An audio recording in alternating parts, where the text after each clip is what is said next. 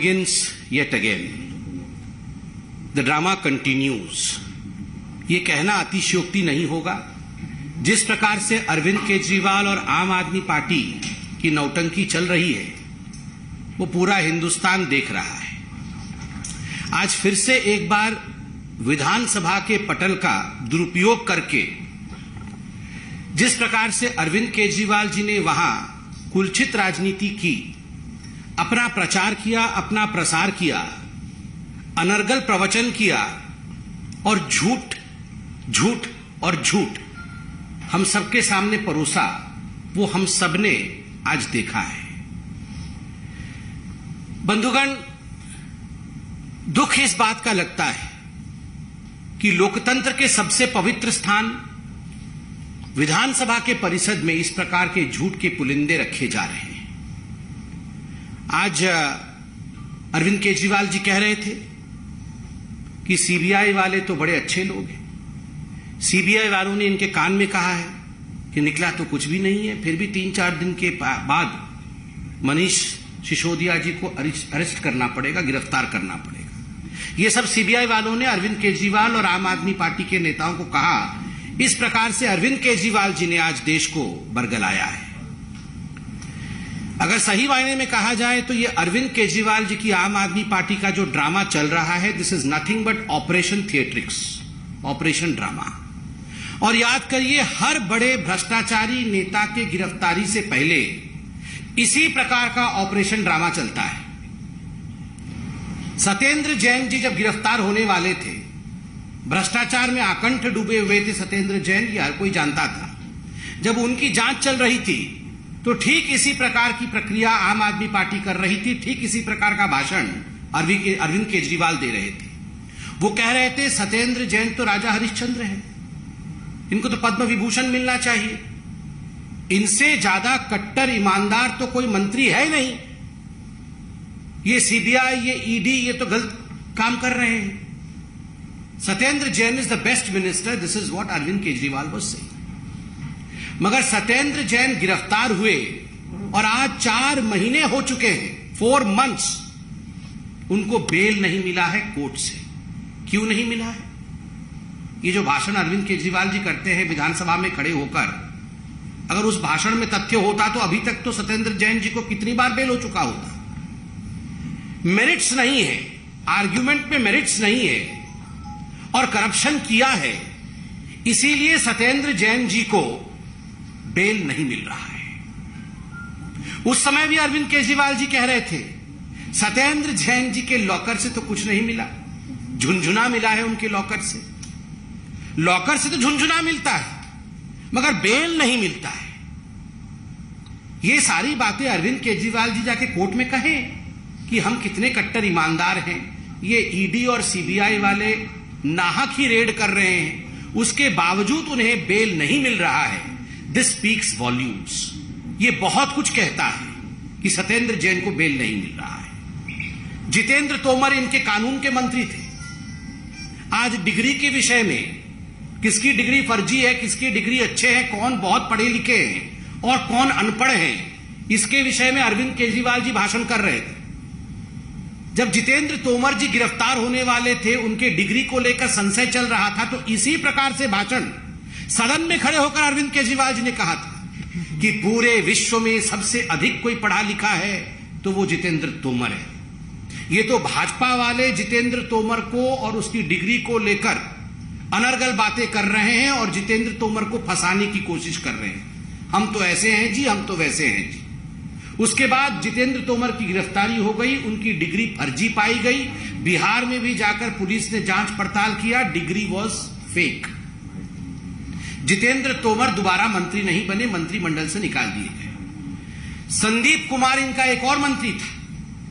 वो किस प्रकार से आज अरविंद केजरीवाल नारी सम्मान के विषय में प्रवचन कर रहे थे और ये संदीप कुमार राशन मंत्री किस प्रकार से नारी सम्मान करते हुए रंगे हाथ पकड़े गए थे, ये हम सब ने वीडियो और स्टिंग ऑपरेशन के माध्यम से देखे थे। उस समय भी इसी प्रकार का भाषण इनके नेता कर रहे थे और आज संदीप कुमार जी को बर्खास्त किया गया है क्योंकि जो आरोप हमने लगाए थे उसमें मेरिट्स थे, उसमें दम था, और जो बचाव अरविंद केजरीवाल जी और आम आदमी पार्टी कर रही थी उसमें कोई दम नहीं था। असीम अहमद खान इनके एक और मंत्री थे, वह भी बर्खास्त हुए, भ्रष्टाचार के आरोप में बर्खास्त हुए। वो रंगे हाथ भ्रष्टाचार करते हुए पकड़े गए थे। पंजाब में सरकार बने हुए 10 दिन नहीं हुए थे, 10 दिन के अंदर इनको अपने स्वास्थ्य मंत्री को बर्खास्त करना पड़ा। अरविंद केजरीवाल जी आज क्या कह रहे थे? वो कह रहे थे कि 3000-4000 वर्ष का मानव इतिहास में, 3000-4000 वर्ष के पूरे विश्व के मानव इतिहास में सबसे ज्यादा प्रताड़ना आम आदमी पार्टी पे हुई है। अरविंद जी गलत। 3000-4000 वर्ष की ये जो मानव इतिहास है, उस मानव इतिहास में सबसे बड़ी यूटर्न पलटू पार्टी कोई है तो ये अरविंद केजरीवाल जी आपकी पार्टी।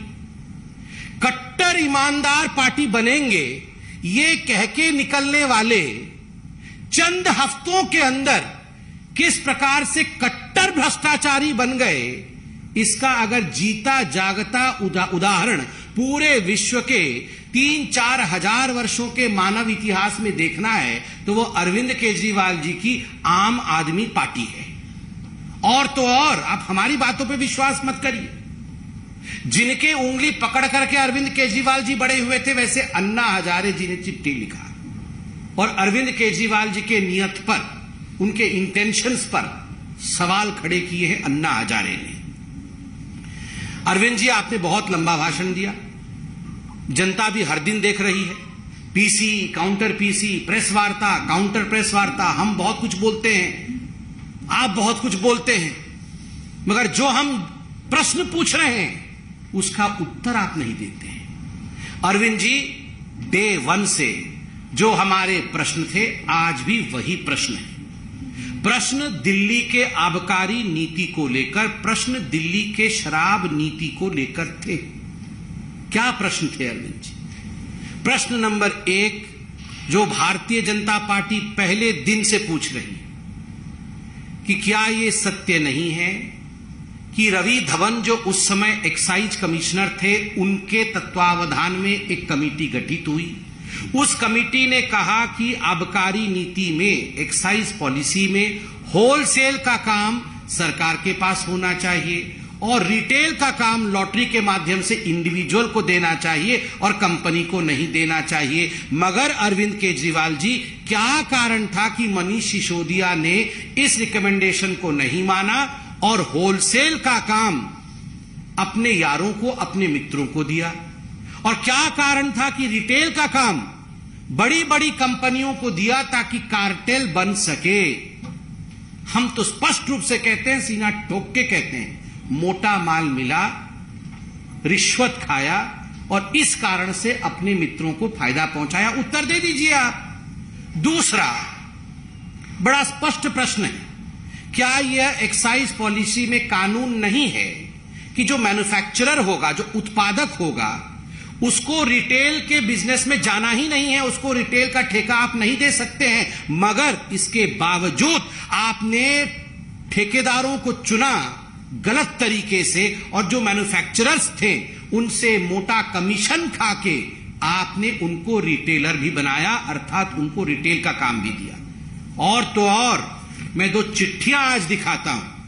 ये चिट्ठियां कोई आज की चिट्ठी नहीं है, ये दोनों चिट्ठी विगत वर्ष की हैं, 2021 के अक्टूबर-नवंबर महीने की, जिस समय ये सारे की सारी policy was taking a shape.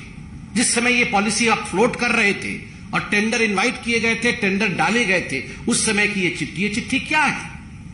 Arvind ji, ये चिट्ठी कंप्लेंट्स है।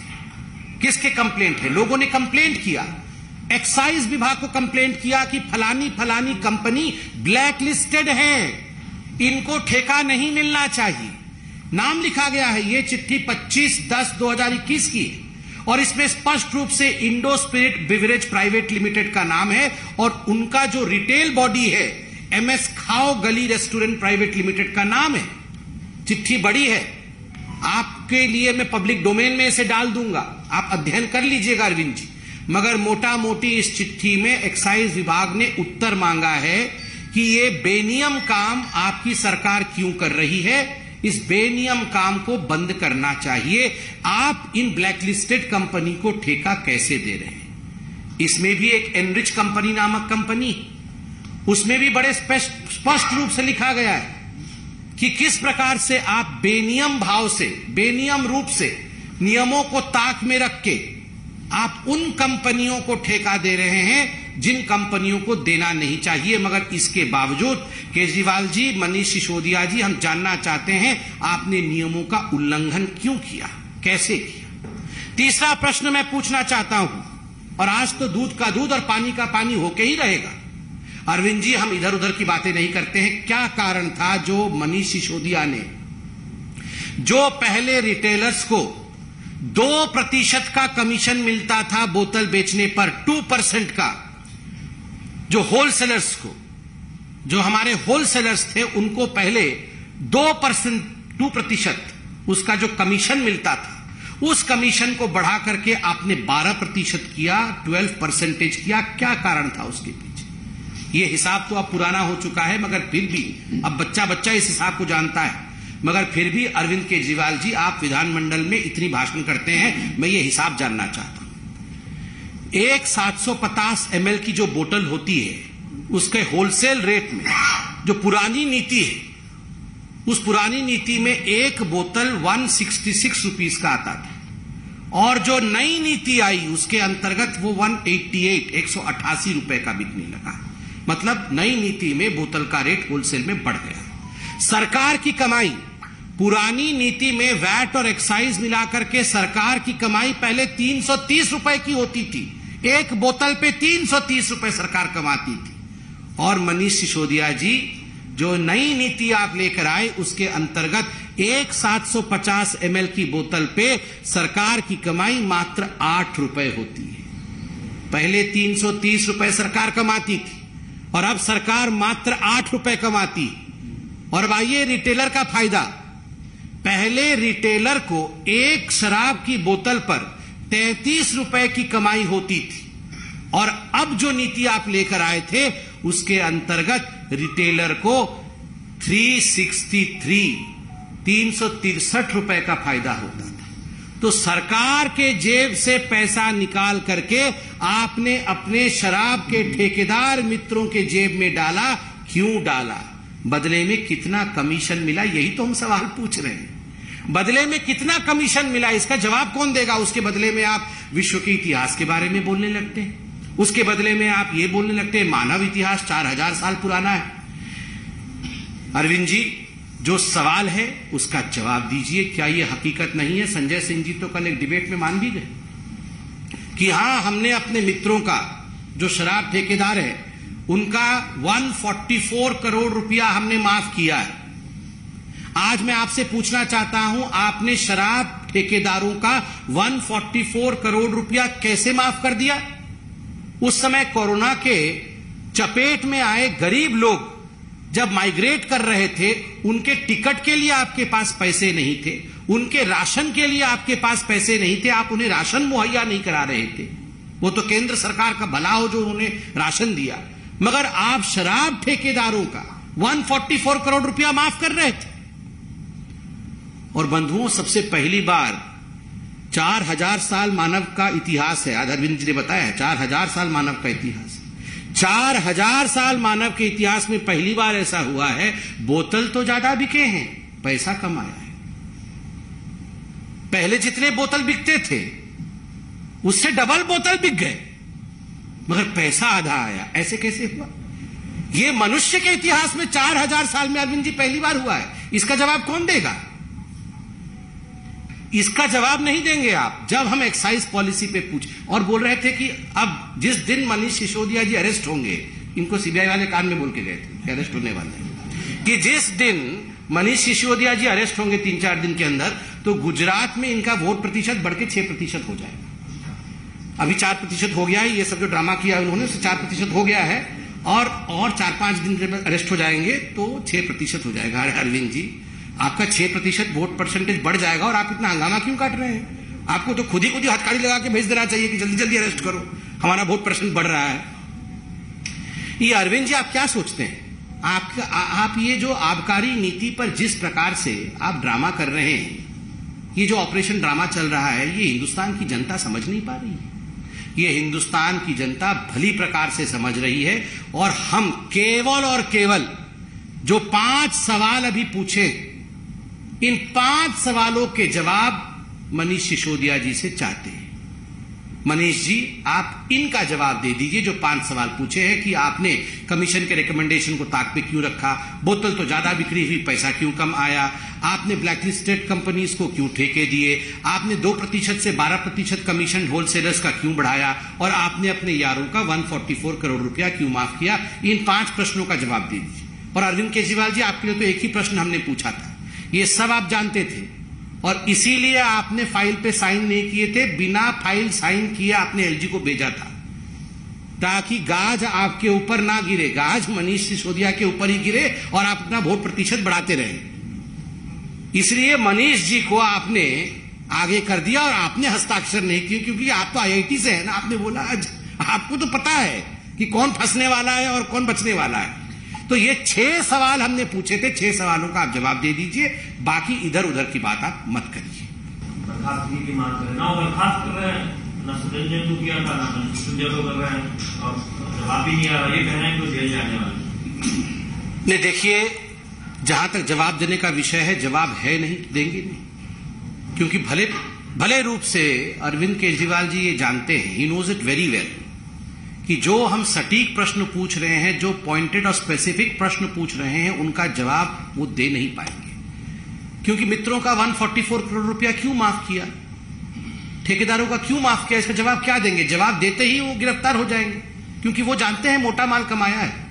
वो जानते हैं 2% से 12% का जो कमीशन बढ़ाया है, उसके बीच में कमीशन खुद कमाया है, तो जवाब कैसे देंगे।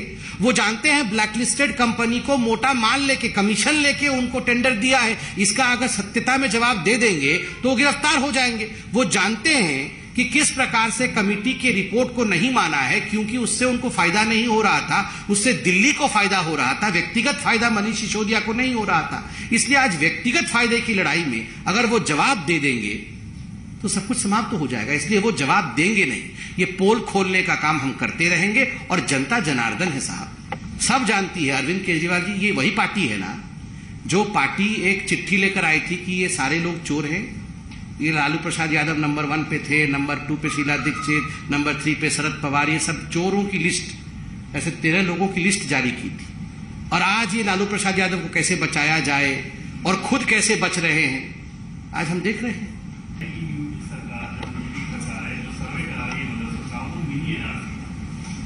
देखिए, इस पे कोई जवाब हम देंगे नहीं, क्योंकि इस पे जवाब देते ही विषय वहां भटक जाएगा। और अरविंद केजरीवाल जी तो बिल्कुल इंतजार कर रहे हैं विषय भटके, और जो एक्साइज पॉलिसी में उन्होंने जबरन और जबरदस्त घोटाला किया है, उससे वो निजात पाए। ब्रिटिश पीरियड से चला रहा था वो खत्म हो जाएगा, तो क्या वो अपनी निवेशित विरासत की देश को निशान पर? नहीं, ये देश के लिए बहुत बड़ी बात है। जिस प्रकार से भारत देश एक सिविलाइजेशन है अपने आप में, हमारी अपनी सोच है, और जो आप लोगों ने सवाल पूछा है कि कॉलोनियल माइंडसेट से हमें निकलना चाहिए, स्वाभाविक है। नवाचार और इनोवेशन के माध्यम से हमारे आदरणीय प्रधानमंत्री नरेंद्र मोदी जी भारत को एक नई पहचान देने में, विश्व पटल में एक नई पहचान देने में सदैव कामयाब रहे हैं, आगे भी वो कामयाब रहेंगे। बहुत बहुत धन्यवाद।